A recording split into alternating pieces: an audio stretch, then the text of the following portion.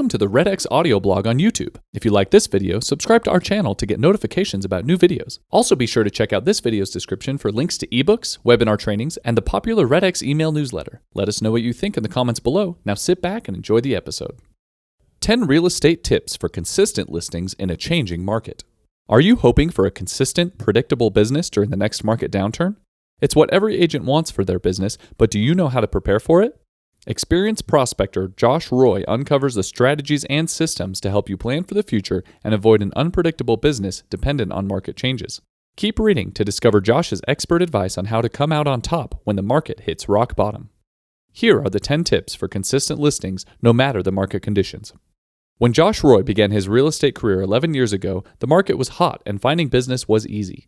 But then the market crashed, and Josh watched as many agents accepted defeat, gave up, and failed fast. But with the right systems in place, the poor market didn't cost him his job or his income. Here are the systems Josh used when the market crashed and what he still uses today to ensure his business doesn't depend on market conditions. 1. The ambitious bird gets the worm. First things first, if you want a consistent business, you have to go and get it. Josh draws an important distinction between the dependent, lazy agents who sit around and wait for clients to come to them, and the independent, prospecting agents who actively seek out new clients and never have to worry about an empty pipeline. When the market slows down, the dependent agents are left wondering why they aren't getting any new business and usually end up leaving the industry. The proactive prospecting agents see the declining market as a challenge and use it as an opportunity to take on all the listings that other agents leave behind. During the last market downturn, Josh recalls, lazy agents were leaving the business, and the agent count on the real estate boards were going down. It actually benefited realtors like myself who were out there working hard, and competition went down. Like Josh, agents who continuously prospect through rough markets don't have to worry about tough competition or an empty pipeline. So even when the market takes a turn for the worse, keep your business running strong by prospecting for leads, door knocking, calling your sphere of influence, and doing everything else a dependent agent doesn't do. Not only will you have a consistent income, but like Josh says, you'll pick up what the competition leaves behind. 2. Hit the bullseye every time. Even though you may not be able to control an unpredictable market, you can control how to navigate it. Josh recommends goals as a great way to keep you moving. Without goals in place, roadblocks, frustration, and poor results are inevitable. You've heard it before and you'll hear it again. If you want more listings, consistent cash, and peace of mind in your business, you've got to know what you're aiming at if you're going to hit the bullseye. Start by looking at what you've achieved so far. How many homes did you sell last year? How often did you ask your sphere of influence if they were ready to buy or sell? Or how many times did you get on the phone to prospect? Start with the basics to set clear, attainable goals, then build on what you've already done. If you already have goals set, are they broken down into daily tasks you know you can accomplish? If you don't have goals set, grab a notepad and make a plan. Setting and achieving goals will have the greatest impact on your prospecting and set your defenses up against a declining market. 3. Time management is money management. According to Josh, successful and unsuccessful prospectors have one thing in common. They both desire a consistent and predictable income. Where they differ is in their ability to manage time and stick to a daily routine. In order to hit his 180 transactions a year despite market conditions, a prospecting routine in Josh's business is a must. Like every successful prospector knows, if you don't set specific times to prospect, you're going to find excuses to avoid doing it. In Josh's experience, the best time to prospect is in the morning and late afternoon into the evening. Get out your planner, your Google Calendar, or a daily to-do list and prioritize how you'll earn a predictable income even in an unpredictable market. With a clear routine and the motivation to follow through, you'll never be left wondering where your next listing is coming from. 4. Find a lead stack that works for you. With regular prospecting prioritized in your schedule, next, you'll have to figure out exactly what to prospect. Calling the right leads at the right times can boost your contact rate and the amount of listings you'll take. Josh's lead stack starts with for sale by owners, then expireds, then potential buyers, and finally, he circles back to call past clients. With a routine-based lead stack in place, Josh not only knows what works best for his business, but he also knows how he can reach more homeowners and set more appointments to build a solid defense against a declining market. Although Josh has a system that works for him, every schedule is going to be different. Some agents prefer calling early in the morning before any other agents get on the phone, and others prefer starting with unique lead types. The important thing to note here is that there isn't one perfect way to create a successful schedule. Try out a few different schedules and lead stacks to determine what works best for you in your market. It's one of the nicest things about having your own real estate business. You get to set it up, then change it exactly how you want to. 5. Hit the ground running. Even with a great schedule and lead stack, hopping on the phone and starting your calls is often the hardest part. Whether it's at the beginning of your real estate career or at the beginning of each prospecting session, call reluctance is real. In the book, The 5-Second Rule, author Mel Robbins says that when you start something new, you have to act within 5 seconds or your brain will turn against the idea. This means you don't have time to think about potential prospecting problems when you hop on the phone. If you hesitate, you'll never do it. Josh recalls getting a list of for sale by owner leads to call from his broker with the instructions to just get to it. No script, no advice, no time, just do it.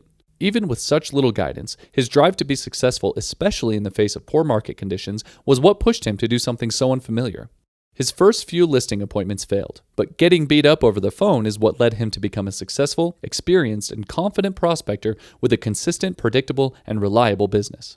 Just like coal requires years of heat and pressure to become a diamond, agents require heat and pressure of their own to come out on top as diamond prospectors.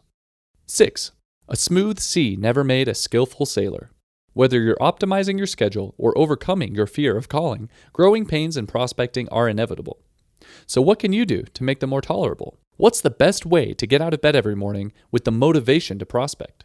Even though the answer might be easy, the execution is where people usually get choked up. Ready for it? The key to staying motivated is getting your mind in the right place. As you've likely heard before, mindset is everything in a real estate career, and you're unlikely to survive with a negative one, especially in a declining market. In the beginning, what kept Josh going was his positive learning mindset. I kept a positive attitude and just kept thinking in my head, hey, I'm learning. To him, all the bad phone calls and awkward pauses were the stepping stones to a bulletproof career. A smooth sea never made a skillful sailor, and easy prospecting never made a top-producing agent. Resist the urge to let a negative market lead to a negative mindset and train yourself to turn every bad phone call into a positive learning opportunity for a better future. 7. Know what to say. Even though there's a learning curve for every new aspect of prospecting, there are just as many ways to cut the learning curve in half. You just need the right scripts. Knowing what to say on the phone will increase your confidence, which in turn will increase your listing appointments. In time, this cycle will ultimately give you the paycheck you want and need, independent of market conditions.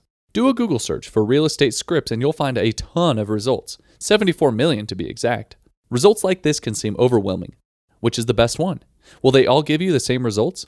You'll just have to try a few, adapt them to your own style, and stick to the ones that give you the most success. For Josh, a soft approach tends to work best. He focuses on asking the right questions, and his only goal is to get the appointment. 8. Don't break the bank. You might be thinking to yourself, okay, this is great advice, but how much is all this prospecting going to cost me, especially in a declining market? It all comes down to how you invest your money and your time. Don't break the bank. Too many real estate agents get discouraged because they think spending money on flyers, mailers, ads, and billboards will help them stay afloat. These might work for a few listings, but in a declining market, they're unlikely to pull you ahead, especially when you're already on a tight budget. If cost is an issue for you, consider investing in lead sources and prospecting tools that will bring consistent value over time.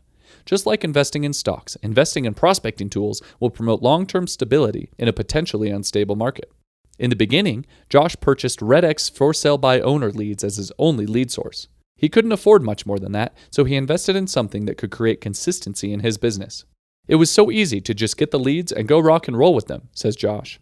Now that he's consistently prospecting expired and for sale by owner leads, Josh says REDX pays for itself by at least a factor of 10 every month. Starting small and bringing in different lead types over time will be the safety net you need no matter which direction the market turns. 9.